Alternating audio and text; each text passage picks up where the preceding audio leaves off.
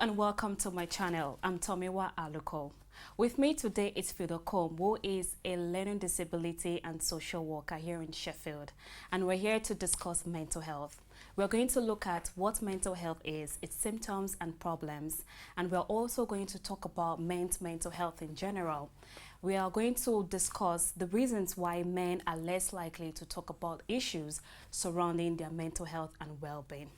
Mr. Kom, thank you for joining me today. Thank you for having me today. Before we dive into our discussion, could you just tell us briefly what you do and your role as a learning disability nurse? Yeah, a couple of years ago, I used to work with the council as a housing officer, and I came across mental health in a funny way. I was supposed to evict someone. We call it Section 41. When I went into the eviction, this guy had serious mental health issue and learning disability, which wasn't known to us. So at that point, when he said, I've got learning disability, I didn't know what was learning disability. And when I looked at the floor, there were thousands of letters on the floor. He couldn't read or write. So I went back to senior management. I said, look, we can't evict this guy individual because he's got learning disability and mental health issue. They didn't know what was that. So at that time, I said, let me just read a lot about mental health and learning disability, because these are things that I do and I meet people there in daily basis. So when I read it, before I went in, hopefully because he had mental issue and disability, we managed not to evict him, and that was a bonus to us. So at that point, we council now, before any eviction, they had to make sure that everyone doesn't suffer from mental health. Because we've seen that so many people who doesn't pay their rent, who are evicted, all got issues. But so that was like a bombshell to us. So we look at a different way of approaching when we are doing the eviction. However, after that, I went back, I was written about mental health issue and learning disability. So I became in love with this subject. So I went back to uni. I said, I have to do this to pay these people back. And you cannot imagine how many people in the world do not understand what is mental health and learning disability. So it's I can't emphasize how much people have to be aware of it, because people are a lot suffering from these issues, including ourselves, because mental health doesn't mean that you are mental, you're walking in the street and so on. Absolutely. We've all got mental issue. And what I have to point out, mental health and learning disability are two different things. Learning disability is you are born to be disabled or you got learning disability, while mental health can develop at any stage in life, through relationship breakdown, through anxiety, stress, and a lot of things. So yeah. Okay. Yeah. I think before we dive into what mental health really is, because I feel that with the research, what research has shown, I think people don't really know what mental health is. And before we go into it deep, can you just tell us what exactly is mental health and why do you think it's important in global development goals? Yeah, mental health is called mental health disorders. That means is in every stage of life you can develop it. It's all yours. And what can happen? You can have relationship breakdown. Okay. And because you cannot withstand the situation, it depends with mental, and you become with stress and anxiety, and now you become mental. And again, the point that I have to stress is many people do not discuss about their mental issues. Why do you think that is? I think like a stigma. In stigma that people feel, oh, if I talk about mental health, people will look at it like an outsider. They will not come to you. But no, it's not that. Because you can have mental health issue. You can do your daily life. You can have a family life. You can go to work. You can play football. You can watch football. You can do everything. Right. But again, it's how you can take it. So some people might be suffering from mental issue because of they are depressed of things that happened in their life, and at that same time they are scared to say it to colleague. Why? I say it become a stigma, and also it's called mental health issue. And at times, even saying that, people don't understand what is mental health. Yeah, so it's something that need to be aware, that to be educated to even from school. That I think that it should be a topic in school about mental health, because we all suffer mental health issue every day. But again, we tend to hide it. Right. Again, there are help out there. If you've got mental health issue, guys, just talk to your GP, talk to your friends. There are a lot of help outside there that are. So what I want to know is that what are some of the symptoms and problems of mental health? You could see like feeling sad, you can feel like very confused, extreme anxiety, stress, withdrawal, isolated. at times you are hearing voices. I mean, you keep yourself to yourself. You have self-harm thought. All those things are mental issue, and it starts from one to one. The more you keep it with you don't have help. It comes down to all those things, and you become very suicidal. See people try to kill themselves. Right. Yeah. Okay. Now, the main topic for discussion today is men's mental health, and some of the reasons why men are less likely to talk about issues surrounding their mental health is obviously because of traditional reasons and society's expectations, in the sense that men from their childhood, they are taught to be men, be bold, be strong, be courageous, be the breadwinner of the family. But so many men out there are struggling, and what other reasons do you think are there regarding the reason why men are less likely to talk about issues surrounding their mental health and well-being? Yeah, I think you mentioned one particular point that you see, like, men become men, they become like breadwinner, and when men, they feel that, oh, I'm a man, I have the power, I have the command. That's the traditional gender roles. Yeah. So saying that become like a weakness. So saying that we have got mental health issue, or your partner may look at you as weak, your friend may look at you as being weak, your family may look at you as being weak, and that's what causes most men to put in themselves. In many cases, you see women will come up that they've got depression, they suffer, you get postnatal depression, they talk about their diagnosis. It's not common with more men, because I believe, and from my experience, men say, oh, I'm a man. I've got that and I believe I need to be a man, I need to be strong. Saying that become like a weakness, a stigma. People look at me differently. No, guys, it's not like that. Right. Okay. So, well, you have been a learning disability nurse, social worker, who have worked in so many mental health hospitals in Sheffield and South Yorkshire, all over the world. Yeah. I just want to know, with your level of experience, this is just a personal question that I would really love you to be honest about, because this is why we are here, to talk about this issue, to help people out there to overcome this stigma. And that is, have you ever experienced mental stress? Yeah, every day. Okay. Yeah, I'll give you an example. Okay. If yes, how did you get over it? Yeah. How did you cope? Yeah, I'll give you a good example. When a couple of years ago, when I came into England, it was so difficult, because you see, like, we come from French-speaking country as well. So it's so difficult to speak English, to speak in English that you are French-speaking. So again, that become mental. At times you avoid talking to people as well, and that can lead to mental health, because you were avoiding people. You don't want to talk to people because you see the language like it's not your first language. You don't have that confidence. But the main thing that's very common is if you work a relationship, nowadays there's too much stress at work. Right. There's too much pressure as well. You need to meet target and so on. That himself is very stressful. At days that you say, oh, when it comes to Sundays, oh, again Monday, I don't want to go to work on Monday, because you've got all this stress, you've got those targets to meet that you've not done it. And at times you could see the people working from home during the weekend that they were supposed to be living with their family. Again, that become a build-up. Right. So work stress as well can make people mental. I've seen people just decide I'm not working anymore because I cannot take it anymore, because the peer pressure is a lot. Yeah, from coming back from my side, I mean, I believe that I've suffered mental health issue that when I went to uni, when I was doing this course as well, learning disability and nursing, it was a dual course, very, very hard. And what I had to do, I have to work, I have to manage the family, and at the same time, I need to make sure that I go through this course.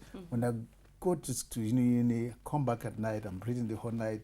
At the same time, next day, a weekend, you are trying to work to make your daily living. Again, you became, at one point, so it become too much, and you say, can I do this? And you start to feel, oh, it's not working. You became at times very isolated, because you don't meet friends, you don't go out again, and so on. You become to yourself. And again, they said, Jack, playing, always study without playing, make Jack a dull boy. I think there's an English word like that. So at times you become like an outsider, you don't have life again. And again, that's how depression comes in. You become depressed, you don't feel like to eat, everything just look bleak, you are asking, fear of the unknown, will I succeed, will this happen? Again, I think a lot of things are going on in your mind. So that culture shock That's correct. is a major reason. It is one of the big reasons that people that you tell had me in your experience. So contractual, how did you overcome it? You see, different way of coming. You say, for instance, if I'm a lot stressed, I know I'm stressed, I listen to music. I love music, any music. I'll just listen to music, put it upon my ear, even watch music show and so on. That's how I overcome it. Okay. At time, I love football as well, like the other football match going on the screen. I watch it. So that is my coping strategy. Yeah. And again, I did discuss with my GP as well and mentioned, look, I feel that I'm depressed. I said, no, and I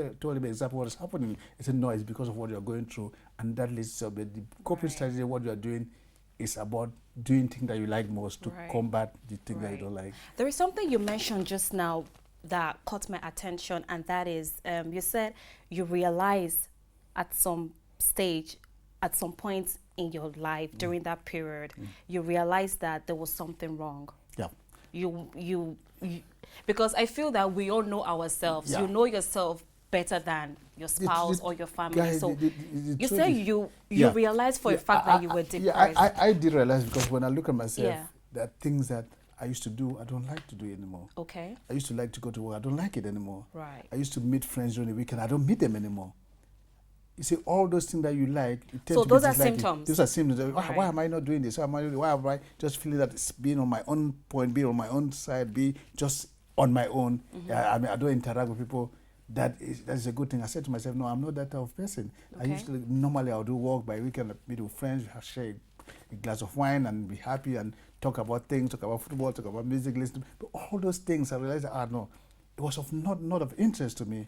And I said to myself, and at that point, you yourself have to know yourself that, things are not going right. Because people will not be able to identify that in you. It's only you that will identify that in you to be able to ask for help. And that is when I went to GP, I said, you know what, it looks like things are not working well. It looks like I'm suffering from depression. Say, I spoke to the GP every day, said, no, yeah, you're really depressed. So the only thing is, you did mention the coping strategy was trying to do things that you like most, like you said, like watching football, going out for a walk in the park as well, have a drive somewhere, meet friends, and all those things. It combat, it tried to take all the bad thoughts away. I really like that, because the fact that you were able to identify, and I think that goes a long way. You knowing yourself, getting to familiarize yourself with your routine. I think that will really, really help people a lot. Yeah. Now, before I go to my next question, I just want to ask you real quick. So, research has shown that around 1 in 8 men have a common mental health problem, such as depression, anxiety, panic disorder, or obsessive compulsive disorder, which is OCD. Yeah. Also, research shows that men aged 40 to 49 years old have the highest suicide rate in UK. Yeah. Now, this is according to Mental Health Foundation England. And for me personally, this is very, very alarming. And this takes me to my next question to you, Fidel. What advice or what tips do you have for men out there? Men and women, everyone in general. What tips do you have for us to cope with our emotional and psychological well-being every day? Guys, what our advice every individual is to do is to always make sure that you do what you like best. Make sure that you keep time to do things that you like best. Right. And we all know that in our day, in 21st century, there's a lot of work pressure. Do what you are able to do. Okay. I mean, even you've got work pressure, do what you are able to do. Come home, have fun, play with the children, go for a walk, read book, and as I said again, do what you like best. So it's all about finding that balance. That balance, because once you go against what you used to do, you don't do it anymore. That's how you become depressed and nothing comes good. And the most important thing that I would say, ask for help. Talk about it. We all, if you don't ask for help, you can't have help. So do not keep it in you. Boys, girls, men, women, if you've got mental issue, you know that things are going wrong, just talk to your GP most properly, because the GP are there to always help, and you are very welcome. If you are not confident to talk to friends, just make sure to talk to your GP. Right. I think they are the best people to talk to, and they'll take you through. Speaking up about how you feel, telling your family, your friends, your GP, or someone you trust, because I feel mental health, people don't really understand the severity of the problem. That's why people find it very difficult, because for example, if you know for a fact that this thing can cause you harm, you will seek help. But if you don't know that, okay, mental health can actually result to something big, like a major problem. Yeah, and just to add to that, you made Right. a very important point. You see, every situation is different, and Okay. it changes. Circumstances can change. At times, poverty can even cause mental health. If you got no job, you're on benefit. But once you secure a good job, things Of just course. pick up straight away. Things get And better, so yeah. so all situations are never the same. So just try to look for your own coping strategy. Yeah. Because it can be a poverty, it can be a relationship background, it can be loss of someone that you love. So all those things are got different way of having mental health. But again, most importantly, as you just said, seek for help, speak to your friends, speak to your partners, and most importantly, speak to the GP.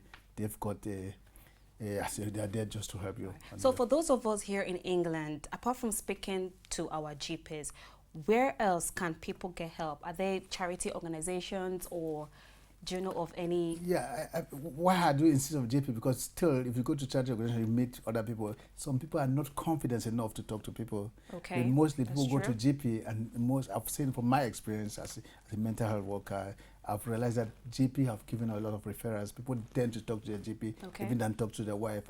As I said, again, especially men, when they say it to people, they feel it's a stigma, it's a loss. I mean, they become different. They are not men anymore. So they tend to speak to GP when they go like for the assessment and so on. And so many referrals come from GP, and I can't emphasize that. Please ask for help. If you can't talk to your friend, to your family, your partner, Go to you your can GP. always have someone there that you can At least talk to. one person. Talk to. Absolutely. Yeah. Wow. Thank you so much, Fidel. You've been so helpful with your insightful tips. And that will be all on this episode. I really do appreciate each and every one of you for watching. Please, if you like this video, click the like button, subscribe to my channel, and leave your comments below. If you are currently going through something challenging that feels like mental health problem, please seek help. I'm going to pull down the link of some organizations here in England that you can easily contact. And yeah, that'll be all for now. Thank you so much for watching. I'll see you in my next video. Bye for now. Yeah, thank you.